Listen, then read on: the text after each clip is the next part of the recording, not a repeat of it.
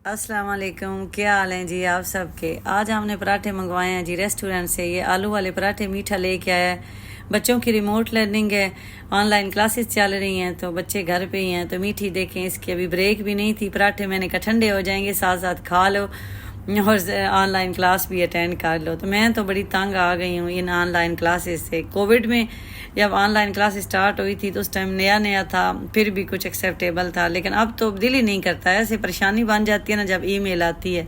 तो बस जी आज फिर नाश्ता जो है हमने रेस्टोरेंट से ही कर लिया और साथ ही मैंने कहा बना लेते हैं दाल। आज दाल चावल बनाते हैं तो उसके लिए ये दाल मैंने भिगो के रखी थी। मैंने कहा दाल बना देती हूँ तो चावल जो है ना वो फिर जब जिसको भूख लगी ना तो उस टाइम बना लेंगे, क्योंकि अर्शी भी घर पे नहीं है, वो भी सुबह जल्दी निकल जाते हैं।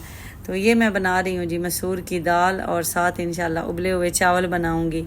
यूएई में बारिशें तूफ़ानी जो हुई हैं उनकी वजह से बच्चों को ऑनलाइन क्लासेस दी हुई हैं। तो अब फिर ईमेल आ गई है कि कल फिर ऑनलाइन ही क्लास है, क्योंकि अभी कुछ रोड्स हैं ना जहाँ पानी है तो बच्चों को फिर आने जाने में प्रॉब्लम होती है। बच्चे ज़्यादा एब्सेंट होंगे, जैसे शारजा का कुछ एरिया हो गया या दुबई का वर्षा वाली साइड से। तो इसलिए फिर सुबह फिर ऑनलाइन क्लास है। तो मैं तो ये सुनते ही ना मुझे टेंशन लग जाती है कि फिर बच्चे जो हैं वो सारा दिन कंप्यूटर के आगे बैठेंगे और घर में जी बिल्कुल खामोशी, आप कोई काम नहीं कर सकते ऐसा शोर वाला कि बच्चे जो हैं वो डिस्टर्ब हों। तो बस जी मैंने कहा कि कबाब भी निकाल लेती हूँ, शामी कबाब मैं बना के रखती हूँ तो डिफ्रॉस्ट हो जाएंगे। और साथ ये कनौर चिकन क्यूब्स ये भी अच्छी लगती है, मैं एक डालती हूँ ये जब ये मसूर की दाल बनाती हूँ तो इसमें ये बड़ी अच्छी लगती है। दाल मेरी रेडी हुई तो मैंने कहा तड़का इसको लगा लेते हैं। उसके लिए ये लहसुन चॉप करने के लिए मैंने मंगवाया था ऑनलाइन टीमू से। बहुत पहले मंगवाया था तो मैंने यूज़ ही नहीं किया। आज मैंने कहा ज़रा इसको निकालती हूँ, लेकिन ये बड़ी फजूल चीज़ें हैं।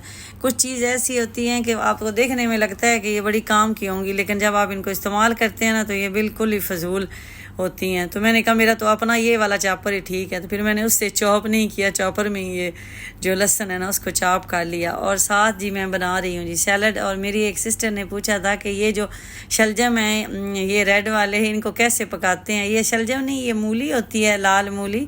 तो इसे सैलड में खाते हैं कट करके, तो अच्छी लगती है। तो बस जी मैंने इसको अभी वाश वगैरह कर लिया। तो साथ मैंने कहा अपना ज़रा कचूमर सैलड जो है वो भी रेडी कर देती हूँ। और पुदीना तो फिर मस्ट होता है, हम पत्ते जो है ना वो बड़े शौक से खाते हैं। तो आप लोगों के काफ़ी कमेंट्स आ रहे थे कि आप धनिया और पुदीना कैसे स्टोर करती हैं। तो इनको मैं तो जैसे लाती हूँ ना शापर के अंदर ही, ऊपर से शापर का थोड़ा सा मुँह खुला रखती हूँ और शापर में दोनों चीज़ें डाल के रख देती हूँ। बिल्कुल भी ख़राब नहीं होते, मेरे 6 से 7 8 दिन तक भी गुजर जाते हैं।